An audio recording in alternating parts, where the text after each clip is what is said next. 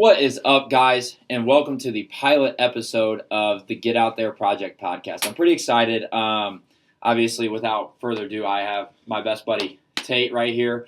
One of the best hunters I know, good fisherman. He's been one of my fishing buddies for my whole life. We've kind of been through it all together, so we share a lot of the same experiences, but we just have a lot of stories to tell, and he's got a lot of knowledge that he can share as well. I'm pretty excited, so I just kind of want to give a quick preview on what this podcast is going to be about. Obviously, this is the first episode. For the most part, I'm looking to kind of I'm in a couple different realms. I'm very active in the fitness world, but also in the outdoors world, and I have a lot of connections on both sides. So I want to be able to kind of bring both those together and tie them back to one common theme, and that's going to be more so on like how to live your life, how to obviously get out there. You know, that's kind of the theme is pushing past your comfort zones, trying new things, not getting complacent, and just your day-to-day routine and just always trying new things. That's kind of like the main theme that I'm trying to do here, and that's kind of like the main focus. So today we're going to talk a lot about hunting. Yeah, a lot. We're going to talk a little bit about fishing, and we're going to talk a lot about kind of the mindset that we have when it comes to why we love to do what we do. I feel like, and I'll let you talk on this as well, I feel like as outdoorsmen, we're very misunderstood. I feel like there's a certain outlook that people have, like we just want to go out and shoot things, or we just want to go out and catch fish for what? And I just don't think people really get a good insight on what it's all about and why we do it. So I just kind of want to first start with letting you talk about how you got into the outdoors, kind of your favorite parts of fishing, hunting, kind of just give a brief overview of you as an outdoorsman as in general, you know? Yeah. So anyway, I basically started fishing out of all my outdoors because you can't really, you can start off young hunting, but I think the easiest way to get into outdoors is fishing because it's not that dangerous. As you know, you can enjoy it, you can learn more about it and everything, but hunting is more of a technical type. You know, you got to learn the animal. Like fish, you can scare off the fish, but the deer you have to be very still. So I think that kind of grows into when you get older, you know. But then I got into fishing. I don't know. My grandpa kind of just got me into it. Same thing as Kale probably. Like his Uncle Marv. Oh, pause there for a second. No, you're good. His Uncle Marv got him into it, or Grandpa Marv, or whatever. Yeah. So then that got me into fishing. Him and I. We started growing closer together and stuff. And then he started showing me more stuff about bait casters because I used to be a Zepco guy, of course. I think everyone except Kale was a Zepco guy at one point.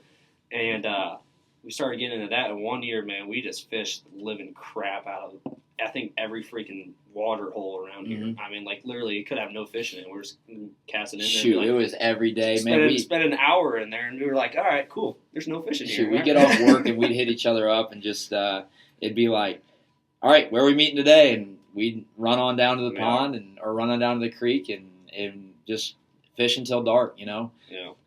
But I'll touch on that a little bit. I think the big thing, and I'll touch on kind of how I got into it as well, especially with fishing, and then we'll get into hunting as well.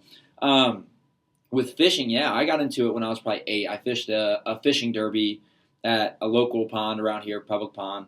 They just had a fishing derby for kids to come out and fish. And it was a really neat experience. Obviously, as a kid, I caught my first catfish. It was like a 3 or 4 pound catfish. And it was just crazy. I just had never experienced anything like that. And I kind of fell in love with it. And then like he was talking about, I started fishing with Marv. And hopefully I'll get Marv on one of these podcasts. And he's a guy that you can learn a lot from. He's guided catfish. He's done catfish guiding. He's been a park ranger. He's fished tournaments his whole life. Yeah, he's done a little bit of everything. He's kind of had his hand in a lot of different jars when it comes to the outdoors. But like for me, getting into fishing, I just fell in love with it. You know, there's nothing beats being out on the water. There's not much to worry about out there. And it's just you and it's just you and the fish. You know, you're you and your fishing partner, and you're kind of fighting that mental battle of like, how am I gonna catch this fish? How am I gonna, like, you can't get complacent out there, because if you find a bad bite or you're not using the right baits, you have to be able to adjust on the fly. And it's a challenge, and that's what I think draws both of us in a lot, is the challenge to one, figure out what the fish is doing, but then Yeah. once it hits, man, the adrenaline and the just sheer thrill of like what am I about to catch? I think that's the beauty of it. Especially in tournaments. I've never really fished a tournament. Kale's done a lot more tournament fishing than I have, but it's more of a team thing. So, if one person's throwing, let's say, a buzzbait topwater, and the other one person is throwing a jig or something like that, and we got to figure out exactly what they're hitting on. So, that's kind of all around the area. If I'm fishing, 45 minutes away from Kale, in another pond, and he's fishing at one of his favorite ponds, on the other, and I call him, I'm just like, hey, what's going on? What are they hitting on, or what are they hitting on for me? And we kind of share that, and then it can help us in the future. Then, it can go out through the whole season. Of course, spawn's different, midsummer, late summer, I just think it kind of goes it's a whole team effort. We have a big group of friends that fish. So, yeah. It kind of helps us overall, just asking, dude, what are they hitting on? What are they hitting on lakes? What are they hitting on deep water? In ponds, of course, ponds are a little different, but lakes, Kale knows a lot more about lakes because he does that all the time. And I think there's a beauty in this in the outdoors community as a whole. Obviously, there's some bad eggs, and there's going to be exceptions to every community, of course. But for the most part, when I look at the outdoors community, it's just a bunch of guys that they all want to see everybody else be successful as well. I see that in hunting. I see that in fishing. If you're struggling to get a good bite and you go talk to a guy that has been on them for a week, they're not going to hold back. They may not share their spots with you because a lot of people have some spots that they're their honey holes, but most people are going to be pretty open and be willing to share insight on what's worked for them and how they're finding success. Even within the tournament community, obviously we're all fishing against each other, but we're not afraid to chop it up after tournaments and talk about what was working, where they were at. Yes, at the end of the day we are competing against each other, but at the end of the day we all just want to see each other catch fish. We all want to see each other be successful, and we all root each other on. And it's the same in the hunting community. It's sure, we don't hunt close enough to hunt the same deer, but even in a setting where sure, you and Adam, you guys share some of the same deer on your cameras because you hunt so close together, and it's obviously if he shoots with deer that you had on camera, you're going to be happy for him and you're going to help him. And same with vice versa. We're all just here to help each other out. We're all learning. Yeah. None of us know everything, and we're all going to find out things that other people don't know, and we're going to be willing to share it for the most part. Yeah. And I think another beautiful thing now that we're talking about the community is that's another thing that I kind of want to touch on a lot while doing this podcast is how awesome the community is in a sense of people think the outdoorsmen, like we talked about, they misinterpret what our goal is. They think that we're for some reason have something against the animal, we don't like the environment, or it's bad for this, bad for that. But no, we're in a situation where if we go out, we want to have clean ponds. We'll clean up the trash when we go. We try to take care of everything. But I think we also just have an incredible respect for the animals that we're hunting or fishing. And people don't really understand, yes, we go out and hunt deer, but we have this incredible respect for the deer community. And yes, sure, we're out there hunting them, but we're doing it for meat and to conserve the population, which is a very overpopulated population of deer that's around here. There's a reason why they let us hunt, Mm-hmm. But I think just touching on that, the community, the purpose of why we do it's not what people think it is. No. So I think when I started hunting, basically, when you're young and you're getting into hunting, you basically, of course, you want to shoot that monster buck. Everyone does. I'm only going to be shooting bucks. And then as soon as that first little yearling or a doe walks out, you're like, you know what, I got to take it because it's my first deer. And you get the same jitters, it does the same thing for me when I see a big buck. I remember my first deer I ever shot. I was shaking so bad. And then now I'm basically just only targeting bucks and, of course, 1 or 2 does every year. But I think it grows on you. So, I started hunting when I was 12 years old. And, of course, I didn't shoot a buck, I think, for the first 4 years of hunting. And now I've been tagged out, for the past 3 years. And, I think it's just because I've learned more about the deer and what they do in the range. In October, they're just sticking. They're in a pattern. In November, they're running around like crazy. And, the deer I shot this year, I had them one trail cam picture, and the next day I shot them. That's during the rut. But October, I was in the mount around that much during October. I had one big 8-pointer that I wanted to shoot, and he just kept patterning, and I wasn't able to hunt him, of course. And then the neighbor shot him like literally 20 yards away from my stand. But I mean, that just happens, and I mean, I was proud of him. I was like, good job, because then at the end of the year, I shot a bigger buck than that. Like it all circles back around. Like Kale, he didn't shoot a buck last year, but then he shot a freaking, I bet it was a 7-year-old deer this year. Yeah. It all depends. And I just think people have the bad rap around it because, 100%. of course, we hunt for bone. Like every deer hunter wants the biggest buck in the area. Like, in that, no doubt about it. But people are like, you only hunt for trophies. Of course we hunt for trophies because by the end of the day, we shoot. I bet I've shot 30 does in my lifetime. Well, I think it's a good point to talk about too. Is and as you talk about hunting for bone and hunting for trophy bucks, of course, the goal is everybody wants to shoot that 180 to 200 inch buck. But I think that this is something that I want to talk about too. Is the mindset on the let them go another year, the let them grow, the mindset of being able to say no on a shot, right? Because I think that's something that every hunter is going to struggle with early on in their hunting career. And I was lucky that I kind of had a pretty good understanding of it when I got into it on the kind of hunter I wanted to be and the way that I wanted to go about it and not wasting shots on bucks that I think should go another year. Yep. And it helps me that I don't hunt in a super pressured area like you guys do. But I think that it comes back to some of that mental aspect of it. Like, yes, you're sitting there, you have this buck, say it's a 3-year-old, probably 130, it could be a stud in 2 years, but he's sitting at 20 yards, and he's teasing you at 20 yards, and it's like, how do you say no there? Exactly. And I think just trying to find, like, setting your standards there and playing that mental game of, like, yes, I have a beautiful shot on this deer, it could fill my freezer, but if I waited 2 more years, that could be a 180-inch deer. Oh, my gosh, yeah. And just being able to learn how to say no to that and see the bigger picture there and like what's to come. Because I think with hunting, if we all took that same approach, we would see so many more giants around here. Where I think a lot of times we see people that, and there's no hate that we're not mad that people take shots at those deer. If you want the meat, get the meat. You know what I'm saying? If you want the deer, get the deer. But at the same time, like I think just having that mental thing, like just let's let them grow. Let's grow some giants. Be proud of the herd that you have and where you're hunting. And I think it's just an interesting little mental game that it's similar to like when it comes to fishing. Like you play that mental game all the time. It's the same thing in hunting. Like you're going to be very tempted to take shots at deer that maybe you aren't going to be that proud of, or maybe you think could have gone a couple more years. Oh my gosh. So I think just touch on like at least where you've seen struggles with that, because I know obviously you settled for some deer in your time. I mean, we all have. Exactly. So I think it was, what was it? 2 years ago, I had the biggest buck I think I ever had on camera. Actually, no, it was the biggest, like typical buck I ever had on camera.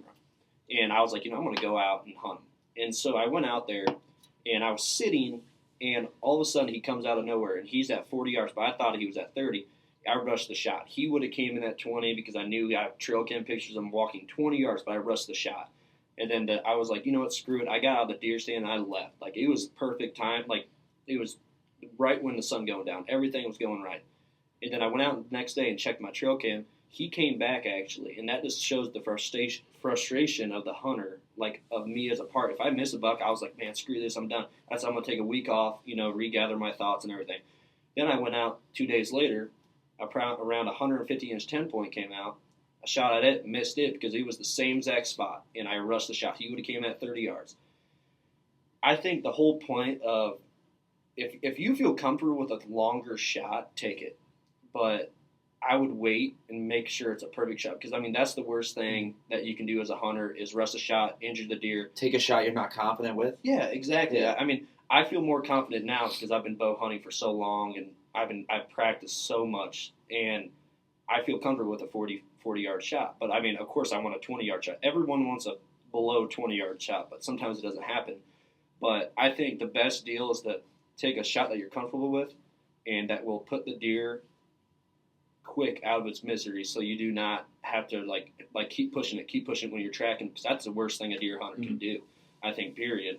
I think there's some awareness there, obviously, being aware of the shot you're taking, like make sure it's an ethical shot. make sure it's a shot you're confident in, and you're not just taking the shot because the frustration of things not going your way for a couple months in deer season. Like I can touch on that. I went on a 3-year drought, right? Like I shot my first year I shot a doe, second year I shot a buck. I had an awesome first 2 years of hunting, an awesome experience, something that a lot of people just don't really get the opportunity to do in their first 2 years. Yeah, no kidding. And then 3 years in a row, I got skunked, and I look back at that, and I there was a lot of frustration. I was going out, and I just really wanted to shoot. I had these shooter bucks on camera. I knew they were in the area. I saw them while I was hunting. But I think that's something that I pride myself on there is I didn't rush a shot. I could have taken 50-yard shots on some big bucks or taken 30-yard shots through some brush and maybe not taking the most ethical shot. But I think, I look back on that struggle there, and the biggest thing for me was just believing that it's all going to work out, right? Like, and I think that's a beautiful thing about hunting as well and I can attest to this. It is when I started hunting, man. I think it just brings you closer to nature. It brings you closer to with your faith, and that's something that we can talk about on here as well. Is like, man, I truly believe like 20 foot up in the air is 20 foot closer to God, and that's the way I look at hunting. Right, you're 20 foot up in the air, but you feel so much closer and just with nature, with all the beautiful things in life, and that's what kept me going through that struggle. Was like, sure, there were times where I just want to sell my bow and be done because I was so frustrated. Like it's not an easy thing to go through, especially when you have big deer in the area, and then I'm seeing you and Adam dropping big bucks, and it's like shit, like everything's going their way, nothing's going my way, and it's like you just have to believe in the process, right? And that's where it comes back to that same mental attitude and mental toughness and just believing in the plan that's ahead of you, and that's why I think there's power. And like before you go out hunting, I always get out, get all my stuff on. And then I kneel down and I pray right before I go out hunting because you know what? Whether it goes my way or not, I'm going to be out experiencing something that a lot of people don't ever get to experience. Yeah. And there's beauty in it. And you find so much more respect for the world, for nature, for the beautiful gifts that you have. You have time that all that matters in the world when you're hunting is what's going on right in front of you. Like you don't have to worry about what's going on outside of hunting. It's the same thing with fishing. And I also want to touch on this because I think I don't know if you've ever experienced this. I don't know if I've ever talked to you about this. But I think it's one of the most beautiful parts about hunting. And it's something that I don't even know if some people realize. But when I was hunting, and I would always notice, like, you'd be sitting there listening to the squirrels run, the birds chirp, wind blowing the leaves around. And then all of a sudden, there's times you'd be sitting there. I just call this the calm, right? And everything just goes silent. Mm-hmm. Squirrels aren't running, birds aren't chirping, and the leaves aren't rustling, and I used to hear it, and I would think it was weird, and I'd just keep scrolling my phone in the tree stand, and then one time, I just put my phone down, and I just sat there, and everything was still, everything was silent. I just, the amount of like just taking in that moment, right, and just being like this is what it's all about. Like it's peaceful. Like yes, the adrenaline when the deer comes out is amazing, but like just sitting there at complete peace with everything that's going on. Nothing outside the woods matters at the moment. And everything's just calm, and sometimes it lasts 30 seconds, sometimes it lasts 3 minutes, but it's just the most peaceful 30 seconds to 3 minutes that I've ever experienced. And I've even seen myself notice that more so outside of hunting as well. Like I'll be hanging out with the guys and we'll just be joking around. It's just like a moment. I'll just be hit with like this moment of like set my phone down, just take in the moment. I think that's a beautiful thing about outdoors as a whole is like you can kind of find a way to appreciate moments more. And be able to kind of set everything aside and take in a moment where I feel like too many times in society we're so relying on what's ahead, what's going on outside of everything we're doing. We're so reliant on the phone that we carry around 90% of the time, And I think that's something that's very beautiful. I don't know if you've ever experienced anything like that, and you can talk about it a little bit too. But I think that's something that I found so beautiful about hunting and fishing. Exactly. And I mean, the thing about when you were talking about God and all that kind of the nature and everything, so I was not able to hunt the whole first month of the year, and that killed me because that's when I usually, did my best and everything. But I came home from one of my jobs I was working. I worked at a ranch for a little bit, and I came home, and I hunted for, I think it was 3 weeks straight, and I did not see a mature buck at all. And first shotgun season, didn't see almost anything. And then second season shotgun rolled around, and I was like, I was thrown in the towel. I was like, I'm just done with this, I don't know when it was, like November 29th or no, it was something, but I was just right before second shotgun season. No, it was the first. I think it was the last day of shotgun season or something like that. Oh, so it had been like mid-November or mid-November. In mid-November, yeah. And I was just like, you know what, I'm just gonna enjoy this, and everything, because I mean, I had a whole month off, and I was relaxing, and I was just in the stand, I was thinking about work. I was thinking about, okay, I need to do this. I was thinking about life, and I was like, I just need to relax for a second. And as soon as I relaxed, I looked up to my left, and a buck was walking by, and I shot it. And that was the most hard. It wasn't the biggest buck. I mean, it was a cool buck. It had a double main beam and everything. But I was just like, you know what? I was like, I'm going to take this deer because I've been working so hard, And it was a mature deer. I shot it, and I'm not kidding you, when I was the happiest guy ever. Got that deer done. Kale came out. We were talking about it, and that was the moment that just hit me. And I was like, man, this is the moment that every hunter wants, is surrounded by my dad, all my friends, and we're just talking about stories and joking around, drinking beer, messing around. And then my dad went out that night, and I went over to check my trail cams after he got done hunting at my other property, and I saw a buck on camera. I was like, man, that buck's been showing up like clockwork, I went out there the next morning, and I was like, he's been showing up at 6:30 every single morning, and he didn't show up. He showed up at 7:15 finally. I watched this deer for so long, and when I'm not kidding you, when I saw this deer, I didn't hear anything else except my heartbeat. And I was just like, oh my gosh, this is the best time of my life and everything. He came out, shot him. He went 50 yards. I called every one of my buddies. I was crying because I was so happy. It was the biggest buck of my life so far. It was 150, I think, 8 inches or something like that, and I was so happy. And I was like, it's been the longest season, and just like that, 2 days back to back, I tagged out, and I was just like, now I can just relax. But it hit me, and I was like, why am I so stressed about everything else when I'm hunting, when I literally prepared the whole summertime, everything for this? But then it should be my relaxing time. No, I feel like I'm stressed, and I feel like that's the point I need to work on. I think every person needs to work on that, because everyone wants to catch the biggest fish, shoot the biggest buck. You just need to relax and just let nature take its course, because you're not going to be able to control those deer unless you have a leash on them and you walk them out in front of you. You cannot do that. And here's the thing about that. I want to touch on that a little bit. Is like you said, everybody wants to catch a 10-pound bass. Everybody wants to shoot a 180-inch deer. That's just human instinct, right?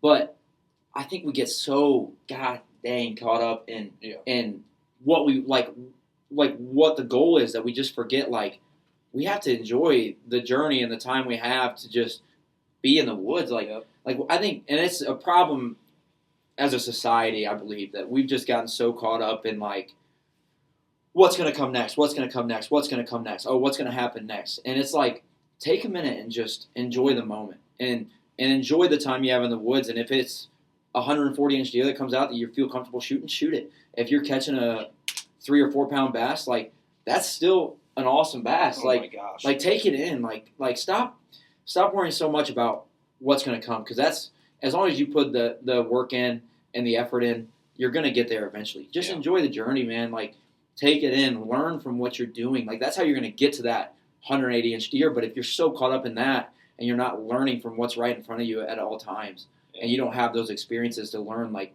what went wrong here or what went right here, and just take in the moment and just make some memories along the way, then you're never going to get there. And even if you don't get there, if all you did was worry about getting there, then you look back at the whole journey and you're like, well, I didn't get anything from that. Yeah. But if you take in the journey and you take in all the catches and all the deer harvests, like, at least you can look back and say, you know what, I might not have gotten that 200-inch deer, but I might not have gotten that 10-pound bass, but you know what? I look back and I have a lifelong of amazing, amazing memories with my good buddies. And like you talked about, the day we were out cleaning that deer, and it was your dad, all the boys, we were drinking beer, talking about deer hunting, telling stories. Know what I noticed in that couple hours we were out there? Not one person had their phone. Not one person had their phone up. Like, nobody was scrolling through Instagram. Nobody was doing any of that. We were just there. It was 5 or 6 of us, and we were just living in the moment. And you know what? Sure, 100.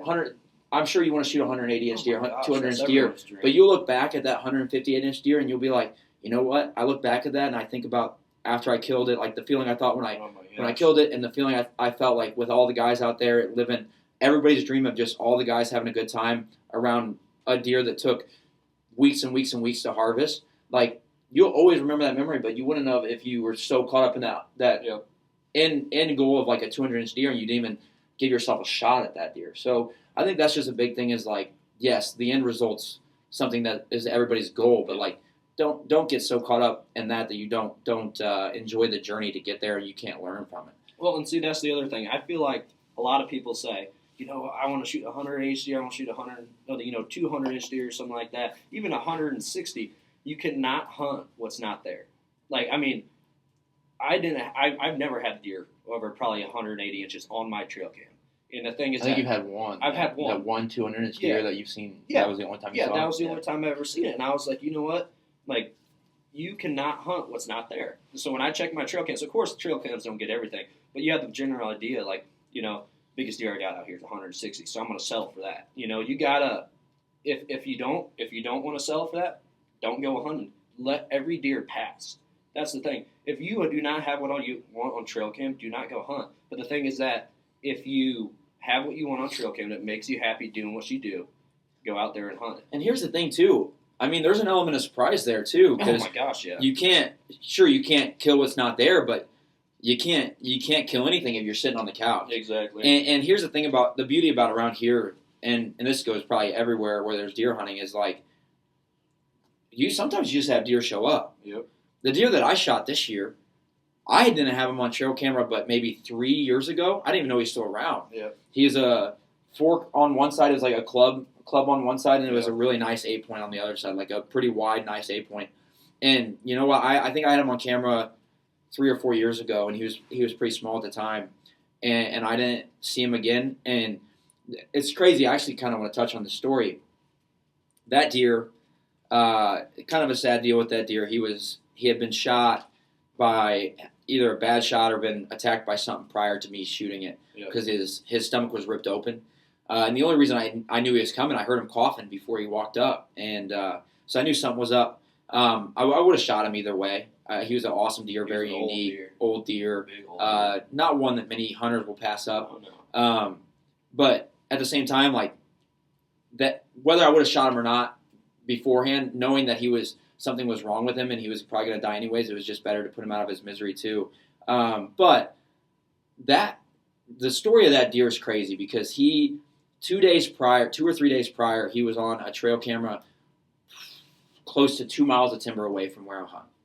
And it kind of is a testament to how unique of animals deer are and how crazy just deer hunting in general is. Like, gosh, yeah. and it comes back to the misconception. Like, people think, well, the hunters have the advantage. They're up in the tree stand. They don't understand the senses and the patterns and the overall just uniqueness of deer in general. Like, deer are crazy animals. They can hear like crazy. They can smell better than like 100 times better than human can or something crazy stat. Yeah. And yeah, sure, we can set up where we think they're going to be, and they're not necessarily going to see us because they're not looking up in the trees. I'm going to take a leak. You keep talking. Okay. But I think the beauty of it is like,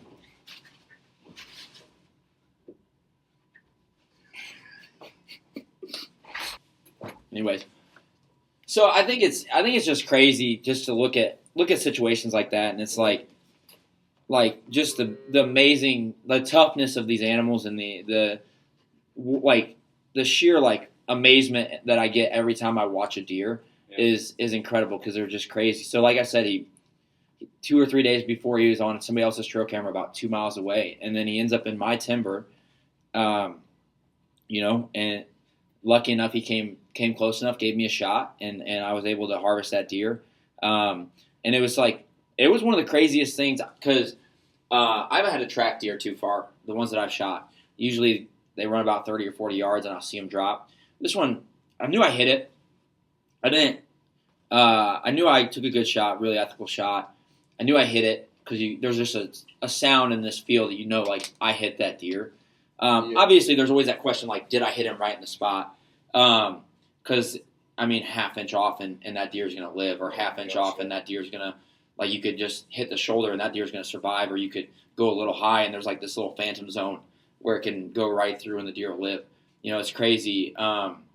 And I'm sure, I know you've done it. You got one in the shoulder and it lived just fine. And then so we go to track it. I had my buddy Trevor come out and help track it. Tate was out of town, I think. And there's no blood trail. And so we just kind of like racking our brains. I was like, dude, I know I hit this deer. Like, I know I got a good shot on it. I took an ethical shot. I heard it hit. Didn't get to see it drop. It was pretty close to the end of shooting light. Like, I mean, it was right after sunset. So I had like 20 more minutes. And so I went and waited for Trev, whatever. Didn't find a blood trail. But then I was like, you know what? We'll just walk towards water, because I saw which way he took off and I knew there was water down there. Sorry, I had a burp. Yep. And sure shit, when we walk a little bit, probably walked 70 or 80 yards, and there he was. And it was just like such this surreal moment. And for me, it comes back to that same kind of feeling. Like, that was 3 years, almost 4 years of no deer.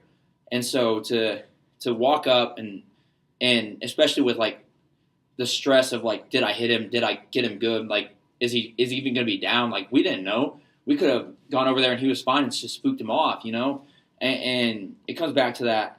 I mean, I saw him and I got on my knees and I just thank God, It was like this moment of just sheer relief, and I tears came to my eyes, man. It's like it's an emotional moment, And the crazy thing is you line up a shot, especially with a compound bow, you have to be so steady. So you kind of dial all your energy into holding all your emotions back at the time. So you steady up, take your deep breaths, take your shot, and then all of a sudden you just get flooded with the fucking shakes. Yeah. And like I was damn near tearing up when because I just had this feeling that I got him good.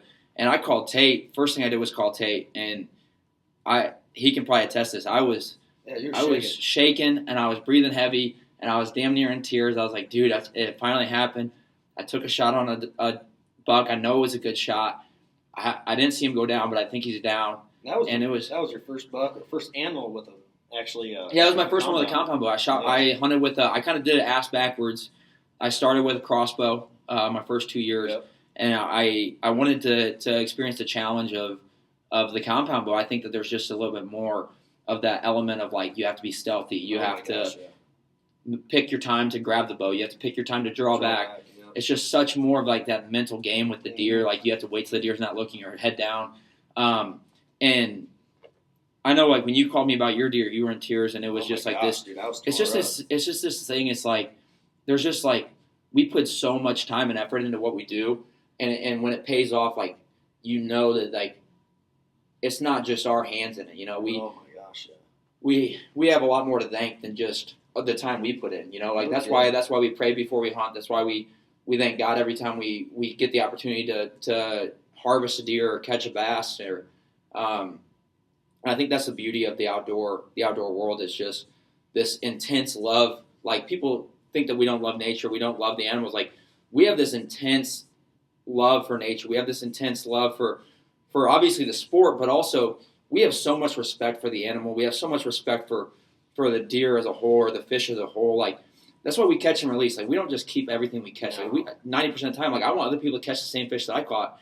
But it's just like, so it sucks. Like when you're online and you see these things, like people bashing on hunters, people bashing on fishermen, but then we're we could self-sustain and we could get our meat and we can get our, like, it's just like, and the people that do it just have this more respect for nature than I think anybody else, and I don't think people realize that. Oh my gosh! Yeah. But I do want to touch. Well, before we do this, actually, I forgot to do this at the beginning. We are going to do so. Everybody I have on the podcast, I'm gonna have them bring something for the podcast room, and I also am going to give them a gift as well. So you take the mic real quick. I'm going to show you guys what Tate got me. So for those of you that have been around for a while, we used to do some YouTube videos fishing. And it started out as Heartland Fishing, and then it went to Heartland Outlaws. But one of the first things we did, we made this man cave room, like this fishing room in his barn. Yeah. And we made this sign. And I kind of had forgot about it. And it just popped up in my memories like the other day that we made it, and so I asked Tate to bring something and show it. It is the original Heartland Fishing sign with the original Heartland Fishing logo. Yeah, I mean this is nostalgic for me. It's like 6 years or something. It's about 5 years, and you know I see it and it just reminds me of why I got into the videos as a whole. And I'll touch on that after I give him my gift. But I do have a gift for you as well. Hold this again. I put it in a bag. So actually, I'll take you. Just pull it out of the bag because I didn't want you to see it. Well, that's freaking sick. So I got him. I don't know if you guys know about. I make T-shirts, Outlaw Lifestyle, and we'll touch on what the Outlaw Lifestyle means as well, just because we can. But I want to touch on the videos, the YouTube videos, because it's going to be something that I get back into here in the near future. But the original reason why I wanted to do the videos was because, and it's the same concept here. What I'm trying to accomplish here is like I just want to share what I love to do, you know. And I think he has the same love and passion for the sport, and he wants to share it with other people. But the thing that I found really neat about doing the videos, and I think you can attest to this too, is, and I didn't expect this right away. You know, we only had like 75 subscribers on YouTube. Yeah. It wasn't anything big. We got like 150 to 200 views a video, but the people that viewed it, man, they loved it. And I had kids coming up to me saying that they were trying the stuff that we were doing out of the ponds and they were catching fish. And it kind of ties back to the Get Out There project. It's like, I just want people to go out and experience these things and try new things and push their comfort zones and stop living behind a screen and go out and just live, you know? Yeah. I think there's beauty in it. And so, or seeing it on the screen and be like, oh, that's so cool. Yeah, and then go out and try it. Or not even try it. They're like, man, that's so cool. All right, keep swiping. Yeah. And I'm just like, dude, go out there and try it. Go out and do it. And so I think seeing this sign, it brings back a little bit of emotion for me. It's like, I just think, you know, if you have something you're passionate about, do it. If you think you'd enjoy it, try it. Yeah. Push past your comfort zone and just do it, you know. You can either look back and be like, man, I wish I would have tried this when I had the opportunity, or you can just do it now. Mm-hmm. But I think I really do appreciate the sign, by the way. Mm-hmm. And it's man, it's. I need to go back in that room and see what gem. else we got. The stringer of fish. The stringer of fish. The stringer of wooden fish. Yeah. There were some gems in there. Oh my gosh. But now we'll talk about the Outlaw Lifestyle, and then we'll touch on your time at the ranch. Yeah. Because I want to talk about that because I think that's a really neat talking point as well. So the Outlaw Lifestyle, and I'm not just trying to plug my T-shirts, but if you want them, by all means. The website, there's an Instagram for Outlaw Lifestyle brand, and the website's on there. They're very reasonably priced T-shirts. I make them myself. I try to get really good quality T-shirts, and then I have like a heat press, and I press all the stuff on there.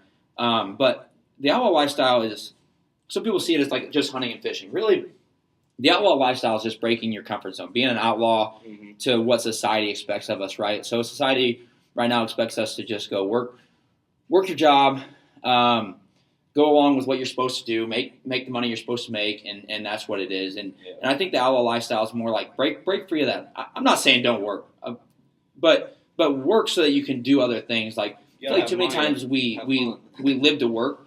I think the mindset should flip to work to live, right? Yeah. So we work so that we can go out and fish and go out and hunt and go on trips where we can do those things that we're passionate about. And it doesn't have to be hunting or fishing, but for us, that's really what it is.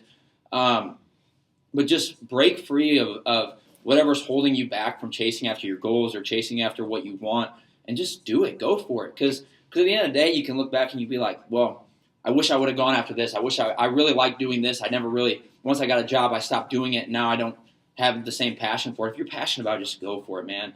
And I think that's something that the outdoors. Pause. Oh, there it goes. Sorry. We'll cut that. And okay, did we run out of time? No, something's going on with the thing here. Hello. All right. But I think that's something that's lost now is like, just go for it, man. Like if you want to do something, that's something that we learn from the outdoors is like we just go for it. And if we want to do it, we do it. And I think that's what the Outlaw Lifestyle really is just not being afraid to do what you want to do or go for what you want to go for, you know. And I think that's the beauty of it. And that's, if there's anything that you really learn from this podcast. That's something I'm always going to try to tie back to in this podcast when I get the chance. Is just if you're passionate about something, if you want something, just go for it. Don't care what other people say. Just we all have wild dreams, but that's all they're ever going to be if you don't go for it. But now, so Tate, I'll preface this. Yeah. Tate spent some time working at a deer ranch. Yeah. Or I guess it was more than deer, but Yeah. he spent time working at a deer ranch where people can come pay to hunt. He ran like basically he guided hunts. He took care of the animals, gave them their medicine, stuff like that. It's a really neat experience that he got to experience for about 3 months. And he learned a lot about himself as an outdoorsman while he was there. And so I kind of want to just kind of give him the mic, let him talk about his time there, what he learned, like about himself as an outdoorsman and just all that. Yeah, well, so I moved up to Michigan at the end of August, and so I started guiding hunts and everything because I was working inside and I just wasn't enjoying what I was doing. And, I was like, might as well go follow what I want to do, like, what I enjoy. I mean, I'm young and I just wanted to experience something different. So then I moved up there really quick. I mean, I got the job. I literally moved up there. It was like within 2 weeks. It was crazy. I literally called him, and I went up there, visited him. He interviewed me. He showed me everything. And then all of a sudden, he was like, all right, if you want it, you can have it. I was like, all right, cool. I'll be up there next weekend, So I went back home, gathered all my stuff, and I went up there. And our hunting season didn't start basically till September. I mean, they were still in velvet. All the animals were still in velvet and stuff. I'm going to get a drink real quick. Sorry about that. You're good. Yeah, all the animals were still in velvet, And so we were just basically moving deer, and making sure everything's right on the ranch before our hunters came, cleaning out blinds, and just doing all the prep work basically that you always do. One second. And one of the Pepsi. But basically doing all the pep work before the season, just like any normal hunter would ever do, making sure our deer are all healthy, just moving them around and stuff. And it was really neat, to be honest. I learned a lot of stuff, and I think that it was so interesting because after working at the ranch for so long, I mean, we had our biggest deer, I think, shot there was 412 inches. Which is insane. It's insane. If you don't know much about deer hunting, that is insane. I mean, it looks like a tree hanging off. Well, actually, I'll have you send me some pictures, and we'll just, right now, while you're watching this, they're going to be on the screen, all right? Yep. And so we had that hunt. He shot that deer, I think it was in velvet or something like that. It was 412 inches. And then the same day, another hunter came out and shot a 398 inch, and those were like our two biggest deer that were taken out, basically. And it was so interesting. But then when I came back home to hunt, after seeing all the normal deer, like 130 inch, we're like, okay, at the ranch, 130 inch was like a 2-year-old. And then next year, they grew 200 inches. So I mean, next thing you know, they're 300 inches. It was so interesting. And it's all about the genetics. I mean, if you don't have good genetics in your area around ours, you're not going to have good deer. I mean, eventually maybe one might move in. And that's the beauty of culling bucks. So if you have bad genetic bucks, you can harvest them as cull bucks, right? Yeah. So for those of you that don't know, sometimes they call them garbage bucks. Sometimes they call them I don't know. There's a lot of different terms, but basically genetic management. And those bucks still have good meat. So you're not yes, you're trying to control the genetics a little bit, but we're not going to shoot them if we don't need the meat. Yeah. But I think another thing that's really intriguing about you working there, right, is your experience of almost overdoing it, and then realizing the love you have for it on not the non-working and the guiding hunts side. So I know for you realize look, this is awesome. I get to take people out to hunt, but it really instilled more so the not wanting to lose the love that you have for it by oversaturating it by seeing all these giant deer and killing all these giant deer. Yeah. And so if you want to touch on that a little bit too, so I think that's kind of a neat concept. Of course, I grew up around here. We see big deer. We have big deer around here, but when you go to the ranch, it's just different. We go out there. I mean, I hunted. Man, you took out 2 guys basically in a week for guiding purposes, and so I was consistently hunting. I mean, you're always up I go to bed probably around 1 o'clock in the morning because we have to clean all the animals, and we had elk there too. So I mean, the elk alone took us 2.5 hours to clean, And then I think one day we had a bunch of hunters in. We ended up shooting, I think, 6 deer and 2 elk or something like that. And we didn't get done cleaning them until 2 o'clock in the morning. Next thing you know, we're going to bed for an hour, waking up again at 4:30 and going back and taking those guys back out. And it was just so exhausting. I was just getting overworked, I felt like. But it was so enjoyable at the same time. But then also, you just get in the pattern of it, and you're just like, man, like I'm not really taking it in or enjoying it. You're basically just setting people up on deer, which is very enjoyable for me because you get to take people out that have never hunted before, and they spend the money, they shoot their dream deer that you would never see in the wild at all. But it's so enjoyable. So I had one girl I took out, and she was scared about shooting the gun basically, and I was just like, well, we'll go out there and see. And she saw a buck that she just fell in love with, and I was like, all right. So I was like, let's get set up. And next thing you know, she makes a 160-yard shot on her first deer, drops it right there. It ended up scoring, I think, 201 inches or something like that. And this girl's never hunted before. She was jumping up in the blind, shaking the blind, hugging me and everything. She was so happy, and that's what I did it for. But some of the guys that I took out didn't have that same because they were so used to shooting these big deer. They come here every year, and they just ended up, shooting it, and they were like, all right, yep, that's good, and everything. I was like, okay, cool, Like, I was still excited because I wanted to go see the deer up close and everything. But then, you wanted to have the experience of basically playing the game of, like, how am I going to get on this deer, or how am I going to harvest this one? Like, it's still, I think that's what made you so good at guiding, right? Is you have the prior experience of hunting public, or not necessarily public land, but, land where it's not genetic, like the genetics aren't controlled, stuff like that. So you had to work really hard to get on big deer, which benefits you now in that setting where you can go out and how to set people up on deer, how to call in these deer, how to get people in the right position to make a good shot, or get a deer in the right position to make a good shot. So I think that's also needed as well. Yeah, exactly. So, part of it is like you go out there, and one night I drove around for 2 hours looking for this single deer that this guy wanted so bad, and I was like, I'll go find him. I'll drive around, look for him, scout him, and I'll find him, and we'll try to get on him. And so we finally did that. I scouted. Basically all night, finally found the deer, and I was like, okay, he's in this area. He's probably going to go to food in the morning, so let's try to go set up over here. So we went and set up. Next thing you know, we had that deer on the ground. He is so happy, and it was so nice because, part of me is that, I do this at my own property. I run trail camps. I put food plots out. I do all this stuff. We drive by it about every other night. Every single night. I wasted probably thousands of dollars on gas. Thousands of gas. But $1,000 on gas just scouting these animals, and I'm just like. It makes you felt good, even though you didn't get to harvest the deer, someone else did. But you put in the work. You put in the work to help get on that. Exactly, deer. and you don't ever want someone to come there, and then not be able to shoot what they wanted to shoot because that just looks bad on you, like you're a bad guide and everything like that. Even though it's not, you can't predict what these animals are going to do. But it was a very interesting experience. I had some freaking crazy stories. Like one of my buddies, I'm gonna tell 2 stories here. One of my buddies, the first ever hunt that I ever went on, shot an elk, went out there, we were cleaning it, and this was he was teaching us how to clean the elk. Like I knew how to clean deer and everything, but elk is a different breed. We're cleaning a 1,200-pound elk. I'm up on a ladder cleaning it. It's 11 o'clock at night. He puts his hand, he's resting, talking. I slit his hand open so bad. He ran to the bathroom. He's cussing. I was like, oh, man. And he's like the foreman of this place. I'm like, oh, I'm going to get fired. Like, that was a quick run right there, man. I just stabbed my boss, basically. And so we take him to the hospital.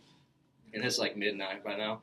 And we pull him out of the hospital. And we're like, do you really need stitches? He's like, we got glue at the ranch, right? And those antibiotics that we used to do. He's like, yeah. So we drive back to the ranch, glue it up. He wasn't able to do clean deer because he doesn't want to get all that gunk in there and get infected. And but yeah, I was pretty frustrated because I was just like, man, I'm gonna get fired. This is gonna look really bad if I ever want to guide again. I stabbed someone on my first hunt I've ever had. So then another hunt that I did that was very scary. So I took a guy out elk hunting, and he was a veteran, so I really enjoyed it. But he had really bad hearing. And I went out there, and we were sitting on these elk. He was bedded down, and surrounded all by his cows and stuff, and we were sitting there. And I was like, as soon as he stands up, I'm gonna let you know when to shoot because I want him to clear those cows so you don't have to hit a cow on accident. All of a sudden, that elk stands up. We're 100 yards away from him. He just starts shooting. I'm like, no, no, no.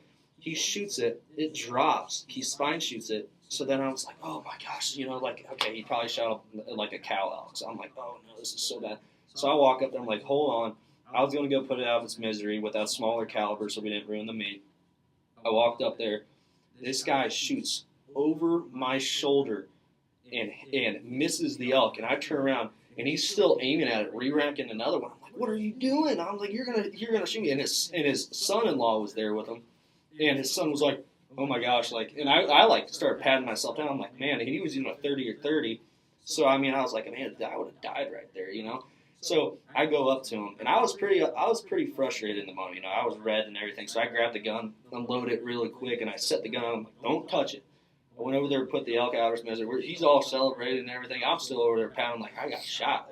Where the heck did I get shot?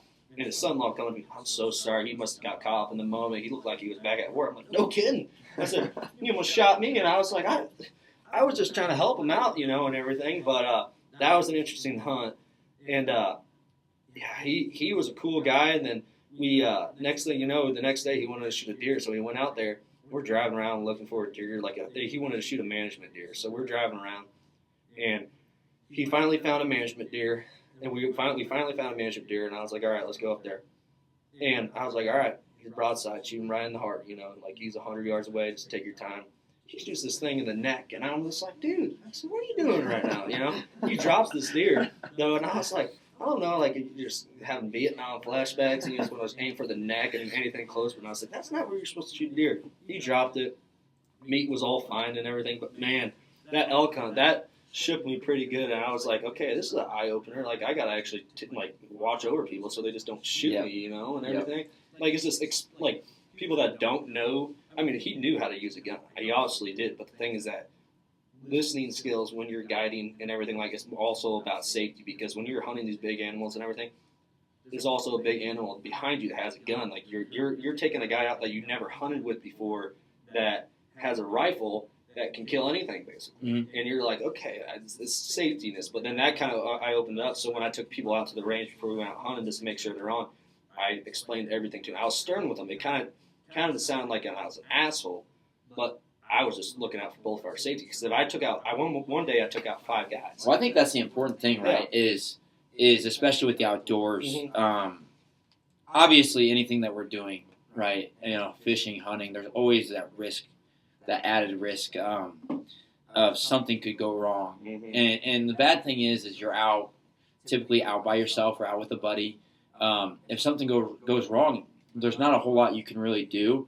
But I think that's the important of being very adamant on the safety aspect of it too. Is yes, something could go wrong, but as long as we do it as safely as we can and we know how to, it eliminates a lot of the risk. Mm-hmm. So I think that's important. Well, yeah, and that's another thing.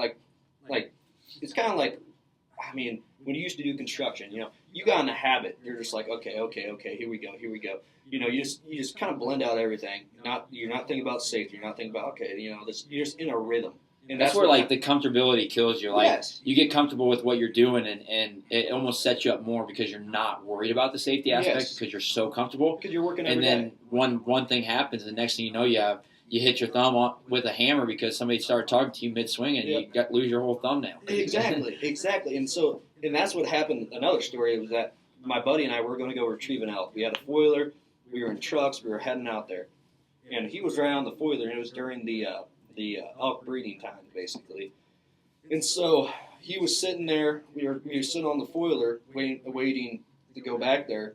And all of a sudden, our breeder elk, biggest elk that we have on the ranch, huge, came out of nowhere and hit him on the foiler, almost flipped the foiler off. And I was like, holy crap. So we're grabbing the gun in the back, and he was attacking this kid, and he's only 20 years old. He's freaking out, and I was freaking out too. I'm like, I don't want to shoot this animal. It's $20,000. I don't want to pay for that, And so I'm just like, oh my gosh, we're all gathering up and everything, and we're like, what do we do? And finally, we just started clapping our hands, shooting our guns up in the air. That thing ran off, and the kid was like, Oh my gosh! Like I almost got trampled. This animal's 1,500 pounds. That's the thing. That's the crazy thing too. Is like we're hunting animals that are bigger than us that don't realize it. But once they do, it's the same thing I see. Like my dad's a farmer.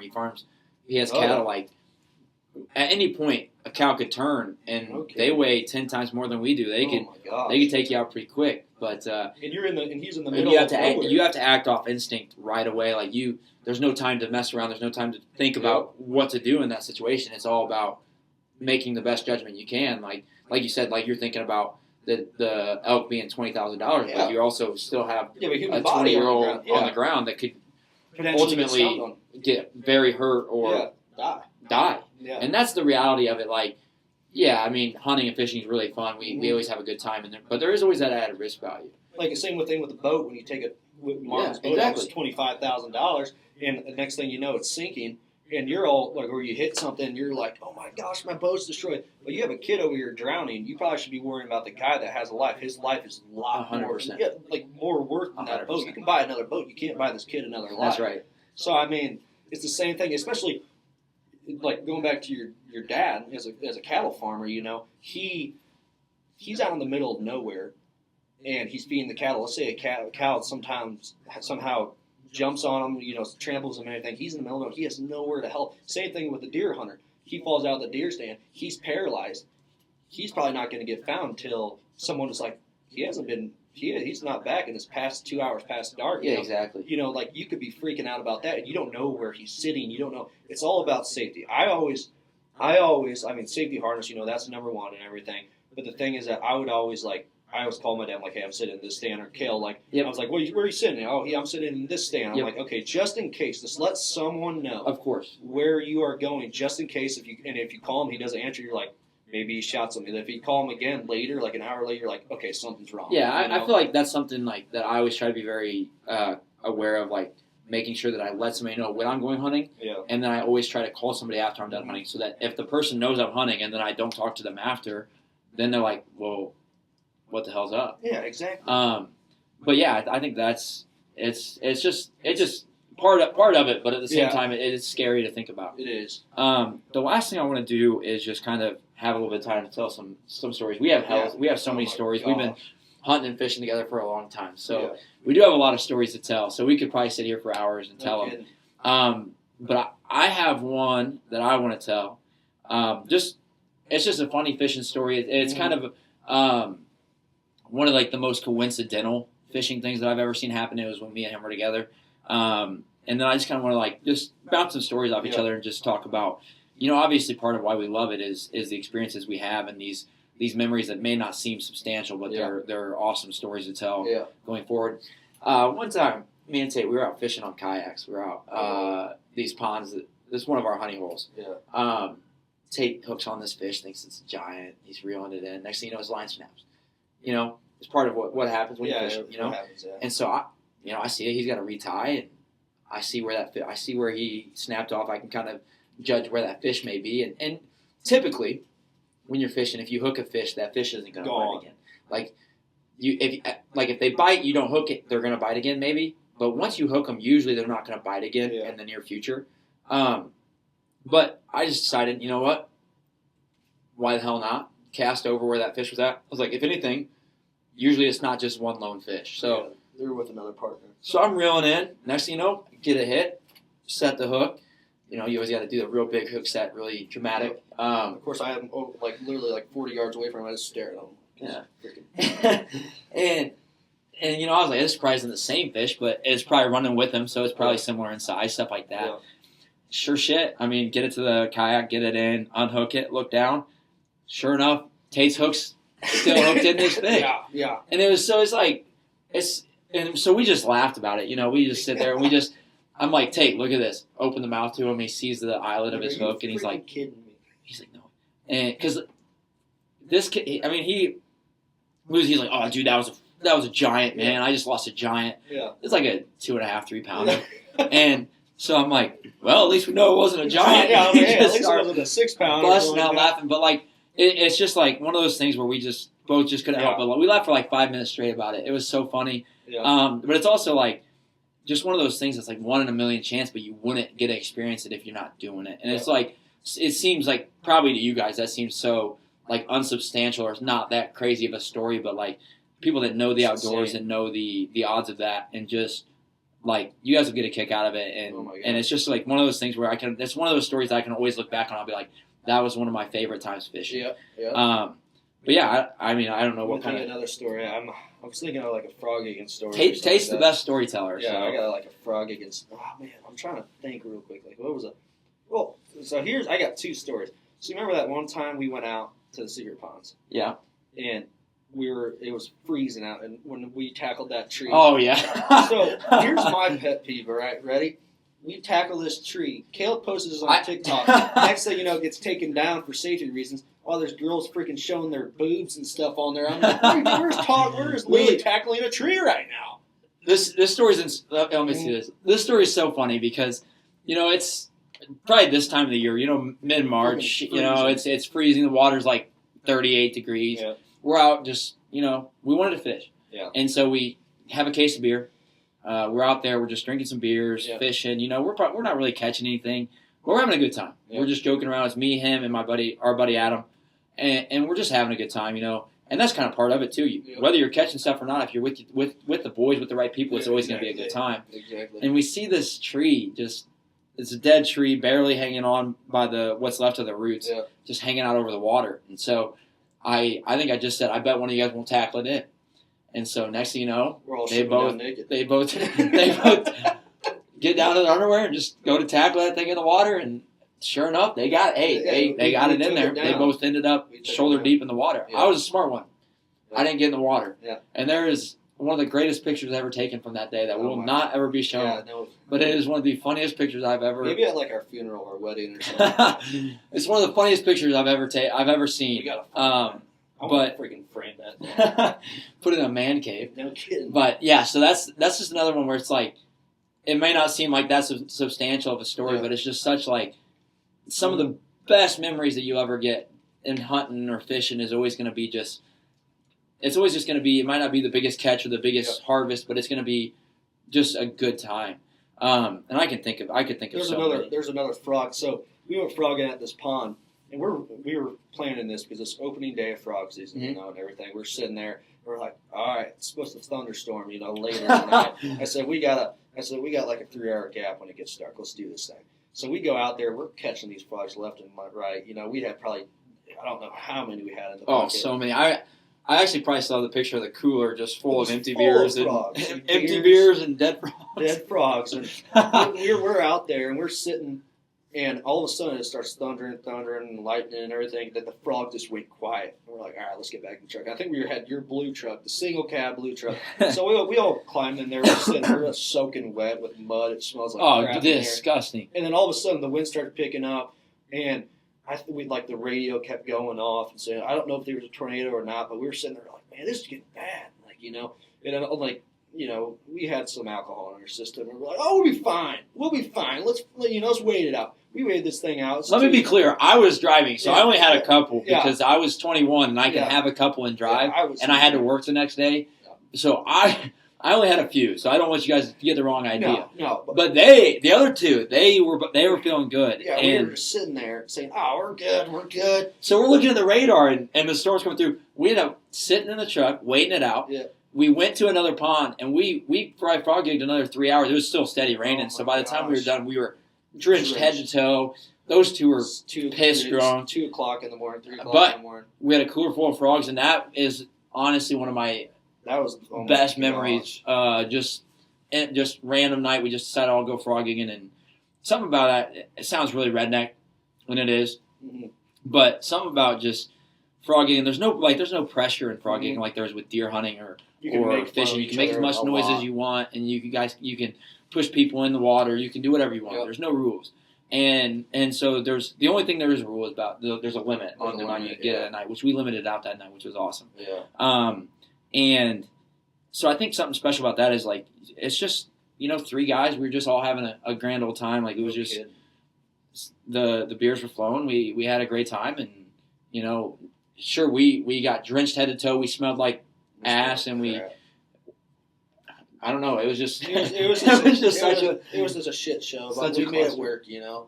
But yeah, I mean, there's so many stories that we could tell, but there's just like. But it comes back to the same thing that I was talking about. Like, yeah, like we all have our end goals of what we want when we're fishing or hunting or doing anything outdoors. But like, we have a very good understanding of like when to just enjoy the moment or just do something spontaneous and enjoy the moment. I got a fishing story. So we went down fishing. We were gonna go catfishing down the creek, and my buddy and I, Adam Murray and me, we were in a John boat, and Kale and Trevor were in a kayak.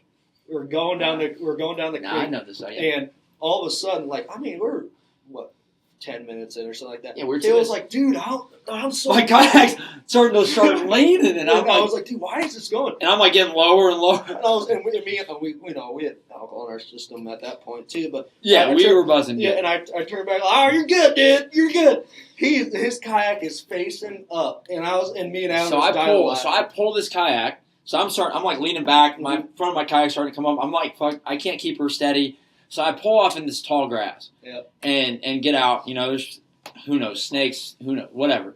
And no clue where the hell we're at. And I take my kayak, and I'm like, I didn't see a hole. I lift it up. All of a sudden, just water starts shooting out of the bottom of this kayak. And, man, so I get all the water out, as much of the water out as I could. Yep. We had to turn that shit back around, go all the way back down, drop my kayak back off. And then I think we 3-wided in the boat, which was not the most comfortable thing. 10-foot John boat with 3 little 10-foot John boat and a trolling motor. A lot of arguments in that, like, you're crossing my line. Oh, no, best story. So people that know us know that we don't really, me and Tate get along really well. Mm-hmm. We don't ever argue a handful of times. The best story, we were having a frustrating fishing day. Oh, my God. We were out at his uncle's pond. We were fishing, you know. Usually we catch giants out there. Yeah. And the day's just not going that well. You know, the fish aren't hitting what we think they're going to hit. We've thrown every bait, everything but the kitchen sink at that point. And you know, we're pissed off. We've been fishing together like 3 days straight. I think it was like a heat advisory time, and we were just nothing but just straight fishing. And all of a sudden, we just get in this huge argument about nothing. Nothing. It was like, I think it was about like, I think. Was it spots? No, it was about. Yeah, it was about fishing spots and the amount of money that we've spent. Like if I spent money on gas and he spent money on gas, or how much money I spent on gas. Because I think we were arguing about who was going to drive where or something like that. It was so dumb. Yeah. And we were like shouting across the pond. Like we're shouting across the pond at each other, like just absolutely pissed off at each other, like at each other's throats. And then all of a sudden, like we're at like the peak of the argument, we just start busting out laughing. Yeah. And then like we went like, quiet dude, for a little bit. That was the dumbest argument we ever had. Like, you know, I'm sorry. You're like, I'm sorry too. We just kept. We're just busting out laughing. It's like, but you know, that's sometimes it gets frustrating. The day gets frustrating, and you just gotta have just a dumb argument. Yeah, no kidding. The last story I want to tell is I think it's one of the best times I've ever had. It was when we were house sitting this place with a pond, and we're both like right 21. I don't know. It was a couple years ago. Yeah. And you know, we're gonna house sit this place that has a pond. So it's like 4 days. We're like, dude, this is awesome. So I go buy like 3 cases of beer, and we were like, and it was a heat advisory weekend. So like, I didn't have to work. He didn't have to work. So we had 4 days, 110 degree heat. Yeah. And we could just do whatever the hell we wanted to do. Yeah. So I would say that was probably the best weekend of fishing we had. We had fishing fishing competitions. On a what's it called? Those paddle with the rope. Yeah, we were catfishing with lines. We set lines out. We checked and we caught like a 5-pound bass on a catfish line.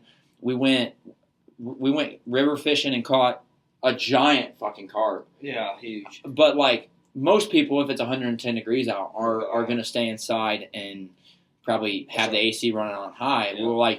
We would go out and fish for an hour. We'd get over heat. We'd go sit inside, watch a fishing video or a hunting video. Like, all right, better go back out. Yeah. Go back out. And it was sun up till sundown, 4 days in a row, and we caught probably more fish in those 4 days than we caught. Like over like 100. Yeah, and eventually we just got tired of fishing the pond. Yeah. So we just started going out and wading rivers and stuff like that.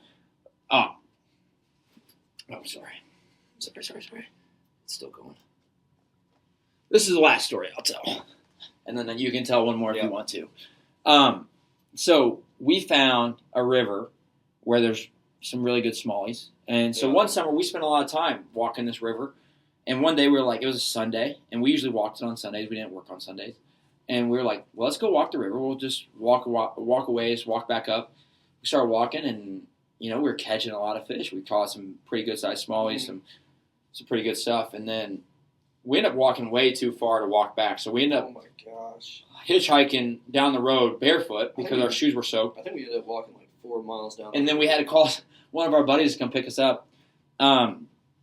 Day didn't go as expected because so it started out really well. We caught a lot of fish, and then I hooked into a gar, which is very rare to catch around here. There's some in the rivers, and snapped my line. It was one of the craziest fishing hookups I've had because I'm like reeling in my bait. It was a bad cast. All of a sudden my line just takes off. I set the hook. I can't reel. I'm using like a light rod, and I see this fish probably pretty long, and I see it swim all the way across, turn back around, come up right in front of me, and just turn and just take off up the river. And my line just come flying back past my head. Hook came off. So then now I'm pissed off, and Tate won't shut up about. I'm just like, dude, that was the biggest fish I've ever seen. Dude, what are you and doing? The worst thing to do when somebody misses a big fish is then continue to talk about how big the fish is. Literally like 20 minutes later, I'm just like, he's like, dude, I still can't believe that you hooked into that fish. And I'm like, dude, thanks for reminding me. Dude, what the heck? And so then, not to add insult to injury, we get out and we're trying to walk this path through public land back to the road, and we're walking on some rocks, and I trip and smash my rod in half on the rock on accident. So now 2 bad things have happened to me. This dude caught the hell out of the smallies all day, I did. And now I'm just pissed off. So now it's one pissed off dude and one dude that's had a great day of fishing, walking barefoot down the road for like 2 miles. But I look back at the day, and it was still one of my favorite fishing days I've had. We'd come up to spots where we had to swim through because it was too high for us to walk, and it's just like that comes again back to the same thing as like push past your comfort zones, do stuff that may not seem normal, but it's going to be a good time, and you're going to have fun, and it's going to be an experience that you won't forget.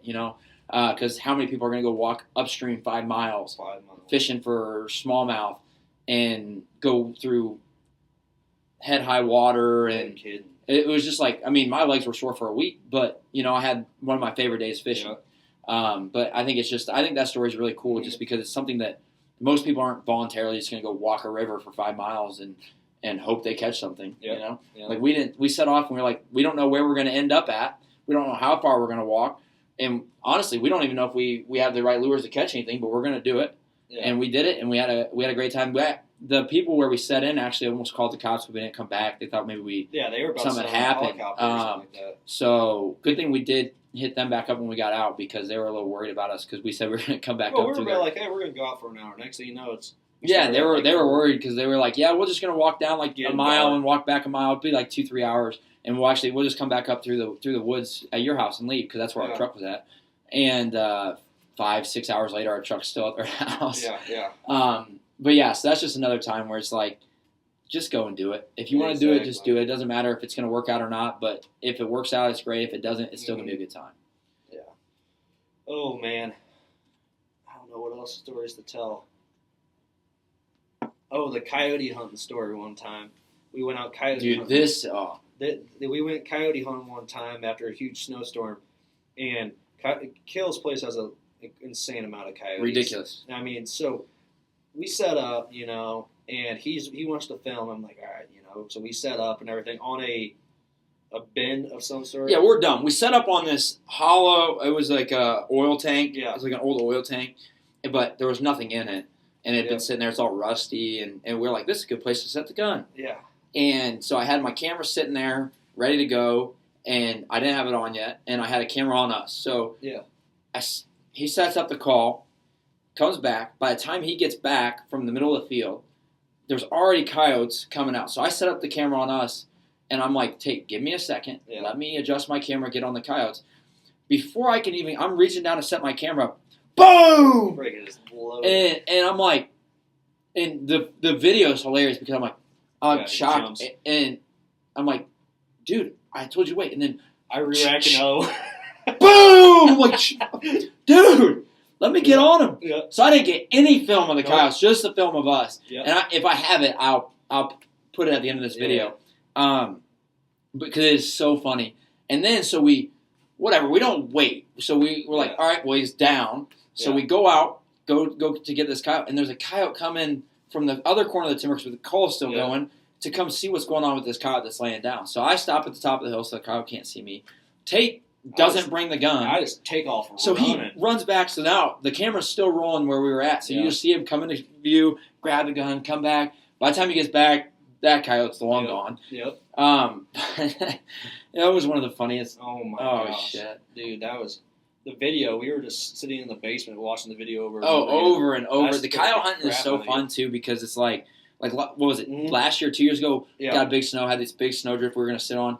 We just dig these holes in the snowdrift, set up like little backrests with like these wood planks, and we just sit there, lean back. We're like buried in the snow, guns sitting on these we caved out spots for the guns to sit. Like it's like the most redneck, just hodgepodge thrown together thing. Like there's no professionality there. It's like just a trench, basically. Yeah, we're like in the trenches. We're ready to go. 3 guns. Didn't see it. Oh, we saw one coyote. Yeah, once. And so, but we had a blast just digging these little seats for us and sitting out in the freezing cold. Yeah. But I guess to close it, I guess the whole point of the podcast is obviously tie back to life or mindset or just getting out there and trying new things. And I think that's the beauty of especially some of the experiences that he's had and the experiences that I've had is we've seen the benefit of just doing it. We have an idea and we don't think about oh, well, is it going to go well? Is it going to go we just go and do it. And if it doesn't work out, it doesn't work out, but at least we'll learn from it. And regardless, we're always going to have a good time doing it. Exactly. I think that's the beauty of it is as long as you have the right people around you and you have the right idea, whether it works out or it doesn't, you're going to have a good time doing it. But I do want to say thank you to Tate because he came and sat down and was willing to share some of his experiences hunting, fishing. He's one of my best buddies, and he's got a lot to share. So I'm sure he'll be a reoccurring guest on this podcast. But for all you that have made it this far, I appreciate it. And I guess I'm not sure if there's going to be a set schedule on these, especially because it's just beginning. But I do want to just preface, I have a lot of exciting content coming with this. I'm planning on starting to do some more fishing videos, obviously, with the guys. Me and Tate are about to hit the Tuesday tournament circuit, so we'll be producing content with that, or we'll do sit-downs and talk about that on this podcast as well. So he'll be recurring on here. We'll have a lot to talk about, especially more on that along the lines of fishing because that's the season that's about to kick into gear. But that being said, the content coming up, I have some really cool guests lined up for this. Some of it will be more fitness-based. Some of it will be obviously outdoors-based because that's what we do. But I'm very excited for what's to come. And any suggestions that you guys have for stuff to talk about or stuff that you want to learn about or guests or anything like that, feel free to drop it below. Right now it's just going to be strictly on YouTube just because that's easier. I like the visuality of seeing us talk instead of just hearing us talk. But eventually I'll probably try to get it onto Spotify, iTunes, stuff like that so you guys can listen to it wherever. I know YouTube's not always the best for listening to podcasts, especially an hour and a half long podcast. But that being said, stay tuned. I appreciate everybody that's made it this far. I appreciate you being on here. And keep living that outlaw lifestyle. And just get the fuck out there, man. Exactly. Get out there. Live your best life. Don't worry about what other people think. Do what makes you happy. And until next time, it's been Kale and Tate. This has been the Get Out There Project podcast. Peace.